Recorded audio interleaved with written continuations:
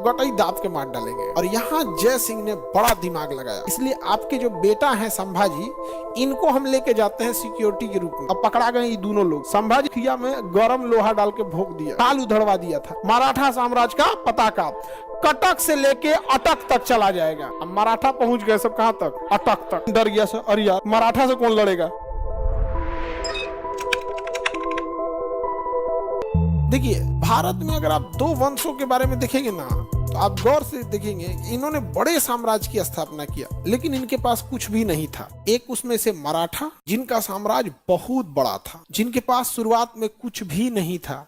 शिवाजी महाराज जो छत्रपति शिवाजी थे, तो शुरुआत में तो नॉर्मल परिवार से थे, लेकिन जब राजा बन गए तो छत्रपति शिवाजी हो गए। उनके यहाँ कोई ऐसा साधन नहीं था जो राजा बना सके। तो एक हो गए छत्रपति शिवाजी, और एक बिहार से मिलेगा आपको मध्यकाल में शेरशाह सूरी।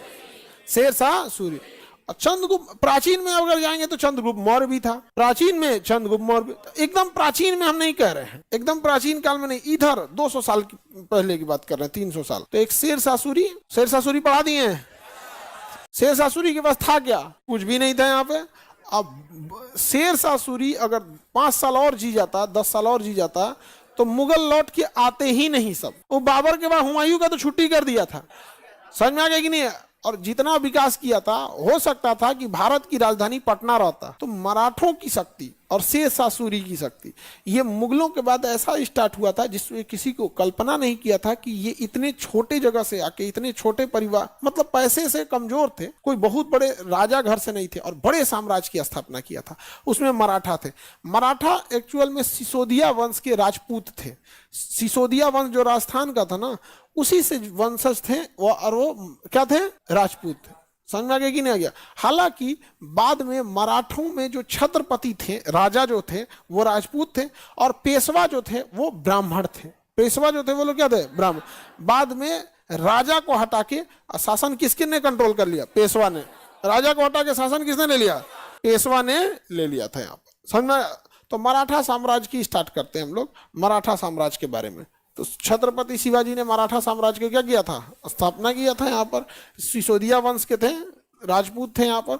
तो छत्रपति शिवाजी। अब एक चीज गौर कीजिएगा यहाँ पर, थोड़ा जैसे अब महाराष्ट्र के साइड में हम लोग क्या है ना, जैसे जी लगा देते हैं ना, तो समझते हैं कि हम लोग ने अपना सम्मान का काम पूरा कर दिया। जैसे यहाँ गांधी लिखना है, अब बस जी लगा देंगे, गांधी जी। हम लोग को लगता है कि वो हो गया यहाँ पे। नहीं, अगर मोदी लिखते हैं बस जी लगा देंगे, तो हमें लगता है ना कि भैया आपने तो सम्मान दे दिया मोदी जी। यहाँ पर आपको अपने पिताजी का लिखना है तो पिता जी लिख देते हैं कि नहीं लिख देते पिता। अब उत्तर भारत में क्या है ना, जब वो पढ़ते हैं कि शिवाजी, तो उन्हें लगता है ना हमने तो जी लगा दिया। तो उत्तर भारत में लोग को लगता है शिवाजी तो नाम हो गया, उनका नाम शिवा थोड़ी था कि आप जी लगा के सोच रहे हैं कि इज्जत दे दी आपने। नाम ही है उनका शिवाजी, आप समझ रहे हैं? इसलिए इसके बाद में आपको महाराज लगाना पड़ेगा, या फिर आगे में छत्रपति लगाना पड़ेगा।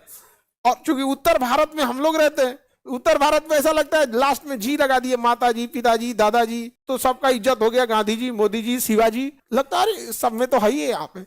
बट वो नाम है उनका, उनका नाम थोड़ी ना था शिवा कि आप जी लगा के इज्जत दे रहे हैं। यहाँ पर नामे एकदम ले लेते हैं यहाँ पे। तो शिवाजी महाराज या छत्रपति शिवाजी, ठीक है। तो अब यहाँ पे हम लोग देखते हैं इनका जन्म एक छोटे से परिवार, छोटे जगह में हुआ था, एकदम पूना के निकट शिवनेर नामक जगह में। कहाँ हुआ था? शिवनेर। शिवनेर नामक जगह में 1627 पूना के निकट कहाँ हुआ था? शिवनेर में। शिवनेर में।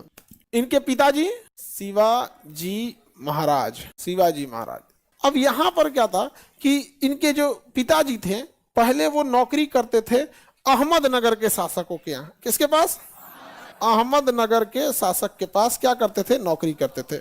लेकिन आपको पता है कि बहमनी साम्राज्य जब टूटा था, तो बहमनी साम्राज्य 5 भागों में टूट गया था, जिसमें अहमदनगर, बीजापुर, गोलकुंडा, बरार, बीदर। समझ में आ गया कि नहीं? तो बहमनी शासक अहमदनगर के यहाँ नौकरी करते थे। लेकिन आपको पता है कि जब दिल्ली सल्तनत अपने बिखराव के टाइम पे था, तो नीचे में क्या बना था? विजयनगर, और यहाँ क्या था? बहमनी। लेकिन बहमनी 5 भागों में टूट गया था। अब बाद में यहाँ आ गए से कौन? मुगल। कौन आ गए? मुगल। अब मुगलों ने इस बहमनी पर आक्रमण करना चालू कर दिया। तो बहमनी के तो 5 टुकड़े थे, उसी बहमनी में एक टुकड़ा कौन था? अहमदनगर। अहमदनगर पे जब मुगलों का कब्जा हो गया, तो इनके पिताजी, शिवाजी महाराज के पिताजी शाहजी भोसले, कहाँ चले गए? बीजापुर, बीजापुर। तो वो नौकरी करने कहाँ चले गए? बीजापुर चले गए यहाँ पर, और अपनी पत्नी और बेटे को सिवनेर के पास एक जागीर देके चले गए यहाँ पर। अब इनके पास घोर संकट था कि भैया कैसे साम्राज्य को आगे बढ़ाना है। तब इन्होंने धीरे धीरे साम्राज्य विस्तार करना चालू किया। इन्होंने देखा कि युद्ध लड़ने के लिए बड़ी सेना की जरूरत है, छोटी सेना से युद्ध नहीं लड़ पा रहे हैं। तो छोटी सेना से युद्ध लड़ने के लिए मलिक अहमद से उन्होंने गुरिल्ला युद्ध प्रणाली सीखा था। समझ में आ गया कि नहीं आ गया? अहमदनगर का शासक मलिक अहमद से गुरिल्ला युद्ध प्रणाली सीखा। किसने? सियाजी ने। और उन्होंने देखा कि छोटी सेना को लगाओ और सेना को टैक्टिस से लगाओ और लड़ाई करो पीछे हटो, फिर लड़ाई करो पीछे हटो, और अपने जाल में लेके आओ, उस जगह पे युद्ध को लाओ जहां पे जीत सकते हो। समझ में आ गया कि नहीं आ गया?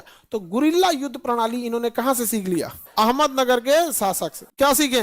गुरिल्ला युद्ध प्रणाली। तो अहमदनगर के शासक मलिक अहमद से क्या सीखा? गुरिल्ला युद्ध सीखे। और गुरिल्ला युद्ध सीखने के बाद इनके पिताजी कहाँ नौकरी करते थे?